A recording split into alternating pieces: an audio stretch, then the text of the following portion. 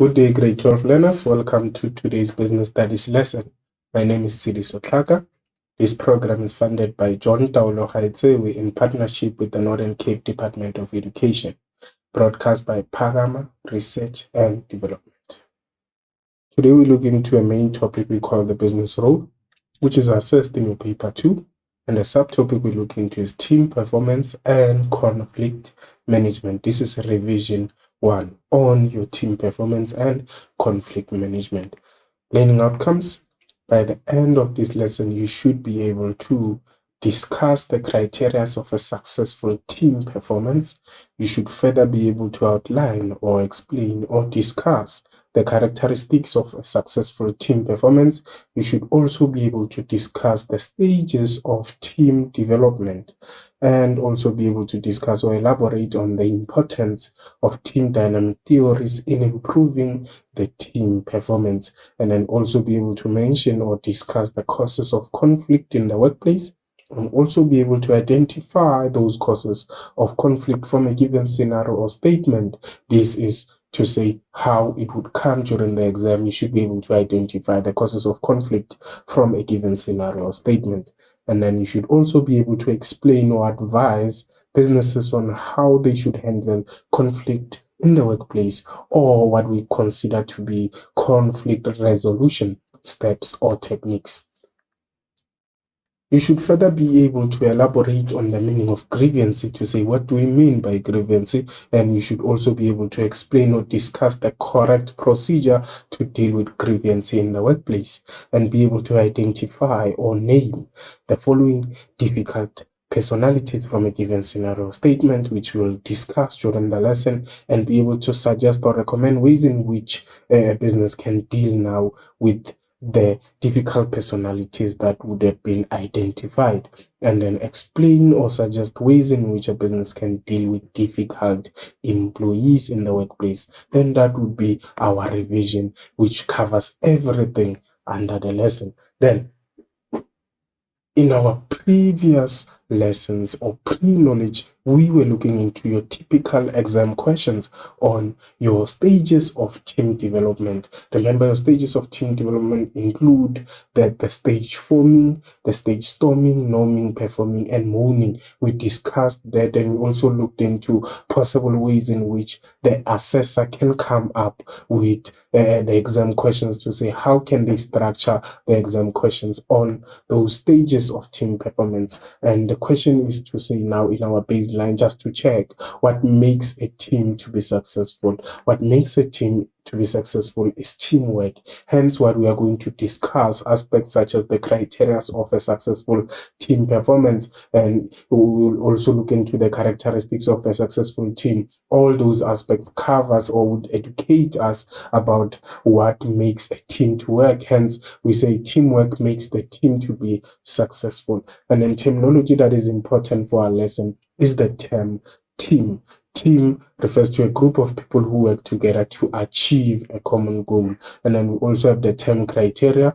Criteria refers to guidelines used to make a decision or a standard used to assess something. We also have the term mutual. Mutual refers to two people who share the same feeling.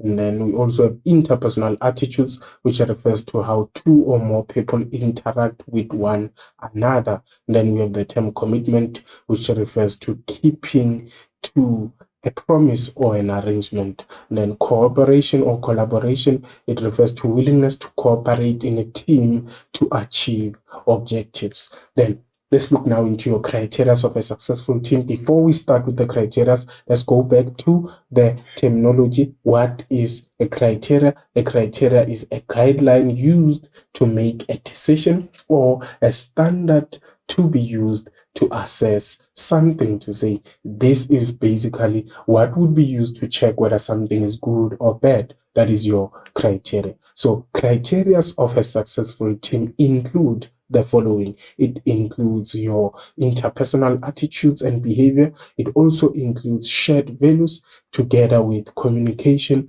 and collaboration. So basically, for a team to be successful, it has to have these criteria, and it has to apply these criteria in a particular way. And then when it applies them in that particular way, then we consider that team to be successful. Let's start with the first criteria, which is your interpersonal attitudes and behavior, which talks about how team members should interact with one another. Team members in a team must have a positive attitude of support and motivation towards each other, so that they show that they have interpersonal attitudes and behavior. Furthermore, they should also stay positive, to say if whatever mistake happens and is done by one of the members, they should be positive and motivate each other and support each other. Furthermore, they must be committed towards achieving a common goal that shows that there's interpersonal attitudes and behavior in that particular team. And then another criteria we consider to be very important for a successful team is shared values. With shared values, we're talking about the idea that team members should show respect towards other members despite their differences, because in a team there'll be a group of people who play different roles, and each and everyone has to be respected for the role they play, and then that is your shared values. Furthermore, they need to show respect for the knowledge and skills of other members. Then we also have another criteria, which is communication. Communication is very, very key in a team being successful. The first aspect you need to look into in a team is the idea that there should be a clear set of processes for teamwork, which will ensure that every team member understands his or her role. Meaning, a clear set of processes refers to how the team is going to do things. So that has to be clear so that everyone would understand their role and responsibility. And then another one is to say team members must have good communication so that quick decisions can be made. That is also a criteria that would make a team to be successful. There has to be proper communication between the members of a team so that information can flow very fast, and that would allow for quick decision making to be done.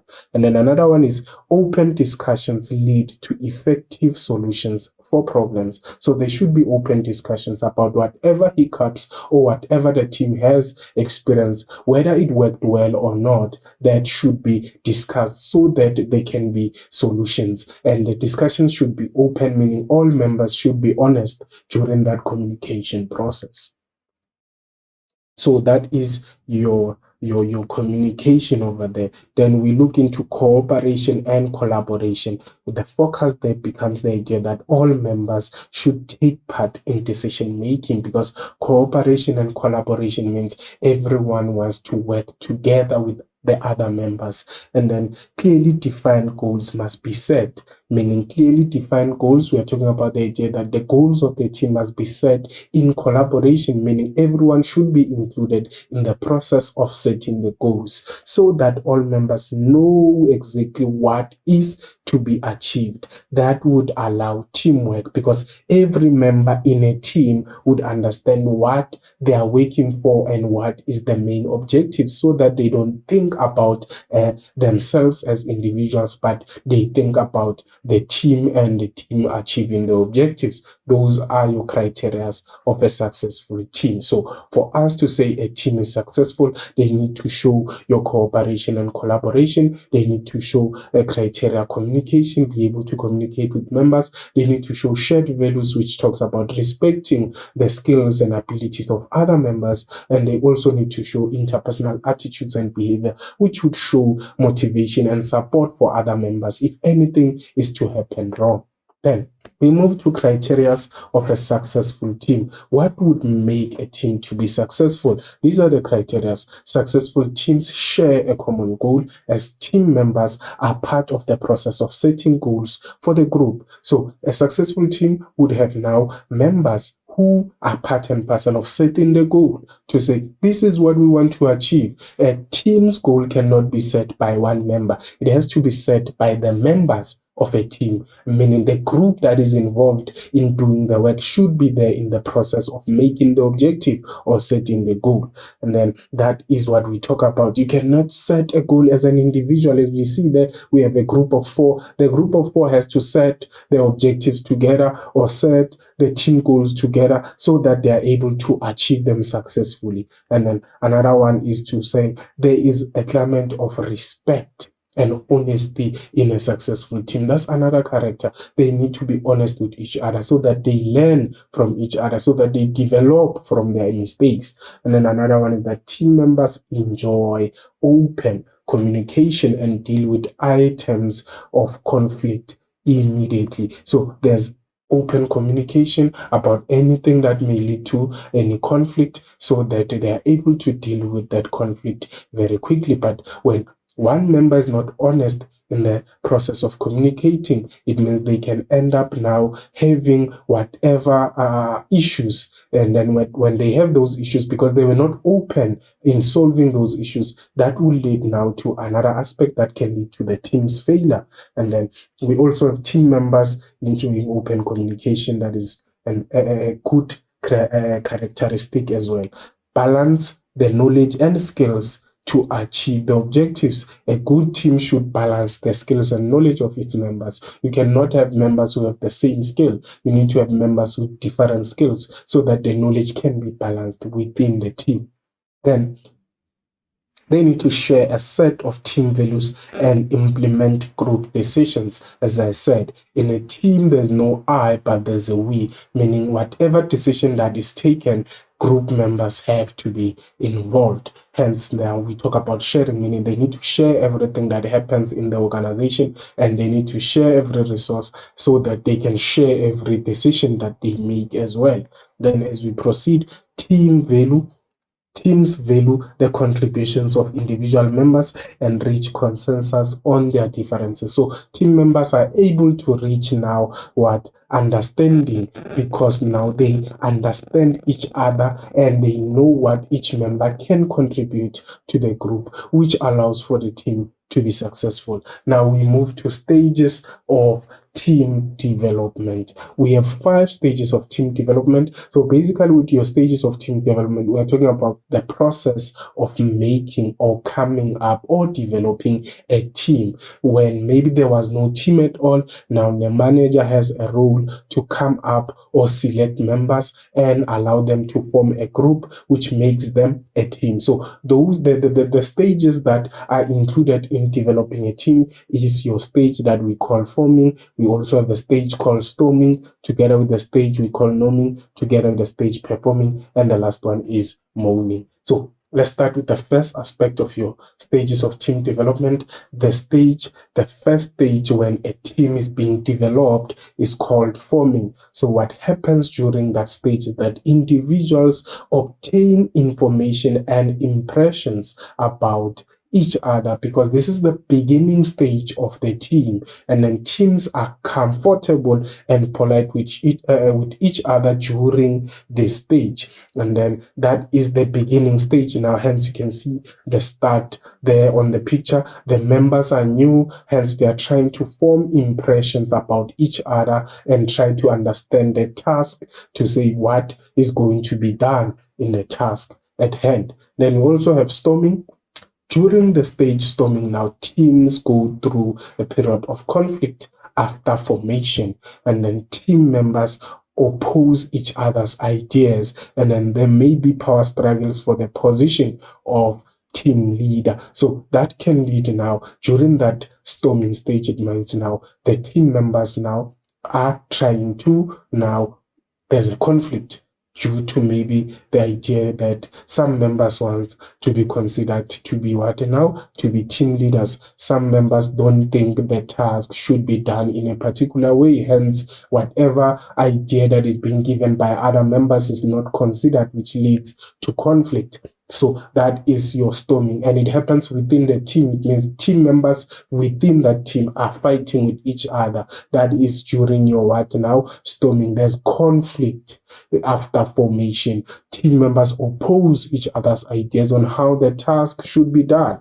Then we have another stage called norming or settling or reconciling. Now, team members during this stage come to an agreement and reach consensus, and then rules and responsibilities have or are clearly defined and accepted by the members of the team. After that formation, after that storming, after that conflict, now team members agree with each other on how they're going to do things. So that is your norming, settling, or reconciling stage. Then we have performing stage or working as a team towards a goal. Now, during this stage, the team members are aware of the strategies and aims of the team, and they have direction without the interference from the leader. So during performing stage, every member of the team is now functional within the team. They know what to do. They don't need the team leader to help them maybe or support them, because during the stage everyone understands the task at hand. Then that is your performing stage. Team members are aware of the strategies and the aims of the team. But then we also have the last now stage, which is called the adjourning or mourning stage. This is a stage where the team is about to dissolve, but the task must be completed before the project ends. Now, breaking up the team might be what traumatic, as team members may find it difficult to perform as individuals once again. That is your now adjourning or mourning, because remember, teams are developed for projects, and projects are temporary, they are not permanent. So maybe if there's a 1-year project that has to be completed, a team of 5 can be now developed, meaning a group of 5 people will be working on that project. So when that project is about to end, that is now your adjourning or mourning stage. So it becomes traumatic because now individuals are no longer used to working as individuals, or they are no longer used to working alone. So that becomes traumatic for those members. So those were your stages of team development. Now we look into the importance of team dynamic theories. Team dynamic theories explain how effective teams work or operate. So this basically is a theory about how teams should operate and how effective teams should do things. Another one is that businesses should be able to locate tasks according to the roles of the team members, meaning a task should be given to a member with the skill or abilities. And then another one is that team members can maximize performance as tasks are allocated according to their abilities or skills. This is to say, if a business gives a worker a task and a worker who has the skills to do that particular task, it would allow the worker to maximize their performance, which would make the business more money or would increase the production of the business because they have given a task to someone with the abilities. So that's what we mean with that point. And then team members with similar strengths may operate or may compete for team tasks or responsibilities that best suits their abilities or competencies. So if it happens that there is a task and there are 2 workers who have the same skills in that particular team, they can be given now a task and say the manager would say, let them compete to check who is better than the other one, so that the task can be given to the one with more competency. And this theory assists team leaders to understand that the personality types of team members, so that the tasks are assigned more effectively. So this theory will understand the leader to understand the personality of their employees, so that they give a task based on personality, because somehow some jobs or some tasks would need a personality that is suitable, or some customers would need a particular personality, someone who's able to interact, someone with a particular emotional intelligence to deal with any challenge that may occur. And conflict may be minimized when team members perform different tasks, because when team members perform similar tasks, there will always be a difference in judgment on how something should be done. Because they are doing the same thing, it doesn't mean they will think it should be done the same way, which can lead to conflict when it comes to professional judgment. Then, the meaning of conflict. We start with conflict now. We are done with team. When we're looking into conflict, conflict refers to a clash of opinions or ideas in the workplace. It is a disagreement between two or more parties in the workplace. Then this is your conflict. Then we also have the meaning of grievance. What do we mean with the term grievance? This is when an employee has a problem or a complaint in the workplace. Unlike with conflict, this is a clash of opinion between two or more members. But with grievance, the employee now has a problem or complaint in the workplace. This can be due to what? For example, it can be caused by discrimination. It can be caused by unfair treatment or poor working conditions. Now, this is a complaint about the working conditions. This is a complaint about discrimination that is taking place in the workplace. It can be now considered to be grievance. Now, causes of conflict in the workplace. This can cause conflict in the workplace. One, workers may have different personalities or backgrounds. That can lead to conflict. Lack of recognition for good work. For example, employees may not be appreciated for the extra hours worked to meet the deadline. That can lead to conflict because emotionally that employee doesn't feel appreciated. Lack of clarity regarding employees' roles and responsibilities can lead to conflict because one day the employees told that they should do this, the other day they are told to, or they are given another task. That can lead to conflict because it means they will not be able to maximize their performance. They will always do mistakes, which can lead to conflict. And then another one is lack of communication between management and workers can also lead to conflict. And then leadership style used. For example, an autocratic manager may not consider the workers' inputs, which can lead to conflict because some workers may become fed up and decide to say they want to be heard and do that in a way that would be unprofessional, which can lead to conflict as well. But then when you look into conflict resolution steps to say ways in which a business can handle conflict or a manager would handle conflict, one, the manager would have to acknowledge that there is conflict in the workplace, meaning they need to see that there is conflict in the workplace. They need to further identify what was the cause of conflict, referring to the above aspects we just mentioned.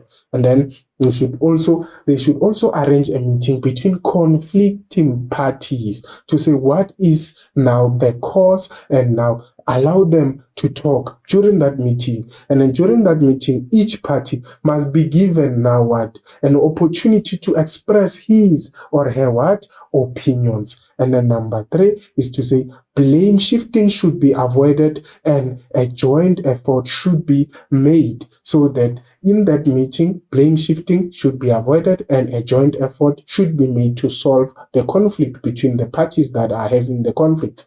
And then brainstorm possible ways of solving the conflict, and then also provide opportunities for parties to agree on the best solution during that meeting, and then select and implement the best solution, and then source experts in handling conflict from outside if those solutions that were applied inside the organization did not work, or if as a manager you failed to solve the conflict, get someone from outside. Hence we say source an expert in handling conflict from outside the business. Now, let's look into the difference between conflict and grievance. Grievance is when an employee is unhappy and has a problem or a complaint in the workplace. But conflict is a clash of opinions, ideas, or viewpoints in the workplace. Then it is, and now grievance is when an individual or group has a work-related issue, while when we look into conflict, it is a disagreement between two or more parties in the workplace. And then when we look into grievance as well, examples that can cause grievance is discrimination, unfair treatment, or poor working conditions. While when we look into examples that can cause conflict, it can be lack of trust, miscommunication, personality clashes, or difference in values. Now, let's see how one can deal with the correct procedure to deal with grievance. Now, how should an employee deal with grievance? How should the business deal with grievance? So the first step is to say, when the employee has a complaint, what should the employee do? An employee must verbally report the grievance to his or her supervisor, who needs to resolve the issue within 3 to 5 working days. That's one. Number two, should the employee and the supervisor fail to resolve the grievance, the employee may take it to the next level of management. So should that supervisor fail to solve the matter within 3 to 5 days, the employee should take that matter to the next level of management. Now, the employee must lodge the grievance in writing or complete a grievance form. And then another one is that a grievance hearing must be held with all relevant parties present. That should be the next level of manager, that should be the supervisor and the worker. And minutes of the meeting must be recorded, and any resolution passed must be recorded on a formal grievance form.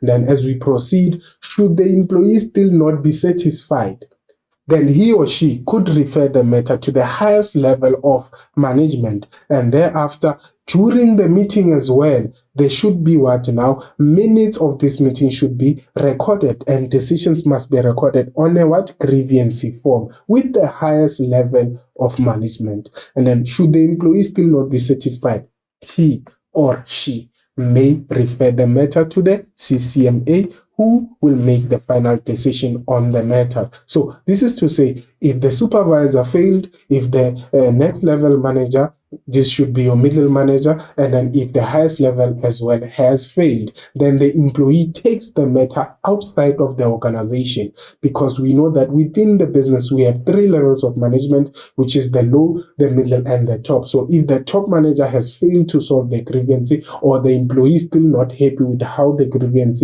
is being dealt with, then they can take the matter to CCMA, who will make the final decision on the matter. Then the matter can be referred to the labor court on appeal if the employee is not satisfied with the decision taken by the CCMA, meaning the CCMA will have to take the decision. Should they still not be happy, they take the matter to the labor court on appeal to appeal the decision taken by CCMA. And that is basically the end. The first part is to say the employee would, the summary version of the grievance procedures, to say the employee would have to report the matter verbally to the supervisor. Should they not be happy, they move to the next level of management with the middle manager, and there everything has to be recorded on a grievance form. Minutes would be held, minutes would be recorded as well of the meeting and resolution that has been taken. Should they still not be happy, there the grievance is taken to top now, and then during the top again there is a meeting. A meeting will have minutes recorded of what has transpired and whatever solution that has been achieved. And should the employee still not be happy with the internal way of dealing with the matter, they take the matter to CCMA.